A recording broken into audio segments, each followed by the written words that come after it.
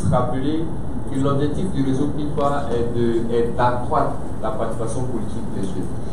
C'est l'objectif principal. Mais pour y parvenir, il y a deux paliers, deux niveaux sur lesquels nous travaillons. Le premier concerne la responsabilisation politique des jeunes au sein des partis politiques. Et le second volet concerne leur représentation dans les assemblées élues, donc leur participation dans les élections.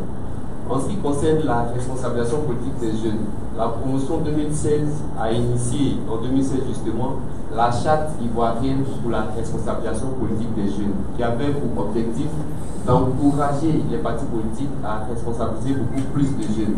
Parce que le constat était que dans les instances de décision des partis politiques, très peu de jeunes y avaient leur place. Nous sommes heureux qu'à la suite de la signature de cette charte-là, les partis politiques aient nommé beaucoup plus de jeunes. J'ai en face de moi un responsable des leaders qui sait qu'il y a des jeunes de moins de 35 ans qui ont été nommés à leader. Je vois également le président, mon ami, président de la jeunesse de l'UPC, qui sait qu'il y a beaucoup de jeunes qui ont été nommés au sein de l'UPC. Pareil pour l'UDPCI, pour le PDCI également, comme pour le FPI, le FDR à l'époque et plein d'autres partis politiques. En 2017, la promotion qui a suivi a elle aussi contribué à renforcer la présence de cette charte-là dans le débat public, de sorte à ce qu'il y a de nouveaux partis politiques qui aient signé cette charte-là. En 2018, la promotion qui a suivi a elle aussi fait des propositions de réforme, de textes, de sorte à contribuer à favoriser effectivement la participation politique des jeunes.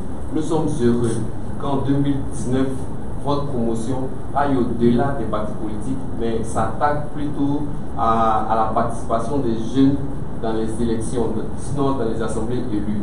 Donc votre proposition de loi contribuera à permettre aux jeunes, en plus d'être responsables dans les partis politiques, mais également de pouvoir participer à des élections. Je voudrais, en toute humilité, vous me féliciter moi-même d'être un coordinateur heureux, de voir ces cadets faire de telles propositions pertinentes et qui demain marqueront l'histoire. Je voudrais, avant de pouvoir terminer, dire que tout ce que nous faisons est, comme je l'ai rappelé, pour permettre aux jeunes de pouvoir participer à la vie politique. Mais pour que cela se passe bien, pour que nous jeunes puissions avoir notre place dans le jeu politique, il fallait que des conditions minimum soient garanties pour nous permettre d'y parvenir.